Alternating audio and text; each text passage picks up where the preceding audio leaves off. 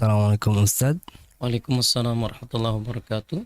Ustadz, apakah benar kalau pas meruqyah jin minta ngobrol? Jangan diladenin Ustadz, karena malah keenakan nantinya Ustadz katanya.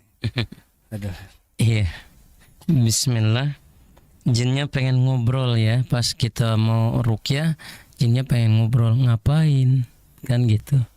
Kalau sekedar pengen ngobrol, ngopi bareng sama jinnya. Ya. Ya kan, kalau bisa visi dan misi kita itu meruqyah, membantu orang yang diruqyah untuk sembuh dari gangguan kesurupannya. Ya, tidak lantas kita berasik-asik ria berdialog dengan jin. Bukan berarti tidak boleh, ya. Bukan berarti tidak boleh berdialog dengan jin. Boleh, mangga. Sekedar kita mengatakan kepada jin itu untuk keluar. Sekedar kita menanyakan bukhul. Kamu letakkan bukhul di mana? Tapi ingat, yang namanya jin itu tukang dusta. Ya, jin itu tukang bohong. Ngapain kita percaya sama dia, kan gitu. Kadang ucapannya juga ngelantur. Kalaupun iya, kita percaya sekedar apa yang dikatakannya. Ya, seperti itu cukup. Ya, jadi bukan berarti nggak boleh ngajak orang jin itu berdialog. Boleh, silakan. Anda mau dialog dengan jin itu silakan. Barangkali barangkali dengan cara itu jin bisa keluar, ya. Takut sama Anda. Ya, tapi jin itu punya rayuan-rayuan, ya, yang seperti kita sebutkan pada perjumpaan yang telah lalu. Di antara syarat peruqyah itu adalah orang yang tahu masuknya jin dan keluarnya jin. Ini secara maknawi, bukan secara hakiki.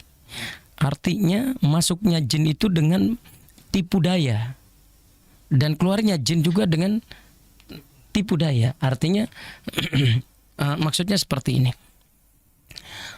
Jangan sampai kita peruqyah itu mudah dirayu, mudah hanyut dengan ucapannya. Yang saya kisahkan pada perjumpaan yang lalu, itu ketika Al-Imam Ibnu Taimiyah meminta jin itu untuk keluar. Jin itu berkata, aku akan keluar dari tubuh ini karena aku sangat kagum sama engkau.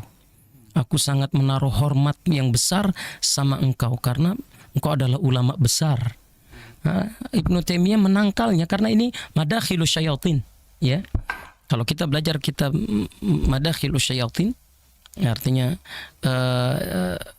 tempat masuk-masuknya jin dalam tubuh seseorang dan dalam kehidupan kita, setan itu menjebak diri kita dengan ghurur dan talbis, ya. Dengan guru dan talbis, sehingga dengan pujian tadi harapannya lemahlah doa kita, ruqyah kita, karena kita larut dengan pujian tadi. Maka Al-Imam Ibnu Taimiyah mengetahui ini adalah tipu daya muslihatnya jin untuk melemahkan ruqyah, untuk melemahkan ketauhidan kita kepada Allah Subhanahu wa taala. Maka dari itu Al-Imam Ibnu Taimiyah menyatakan, yang patut Anda takuti keluarlah karena keagungan dan kedahsyatan ayat-ayat Allah Subhanahu wa taala, dan pengaruh Allah begitu besar dan sangat besar, tiada tanding bagi diri Allah Subhanahu wa taala. Ini adalah hal-hal yang harus kita perhatikan. Dialog yang lama atau dialog yang berkepanjangan itu hanya sekedar menyebabkan jin itu meletakkan ghurur wa talbis kepada para peruqyah. Maka dari itu kita boleh dialog sekedarnya. Jangan sampai larut dengan dialog itu sampai pada akhirnya jin itu bisa menipu kita dengan tipu daya mereka. Wa ya'udzubillah min dzalik. Ini yang saya maksud.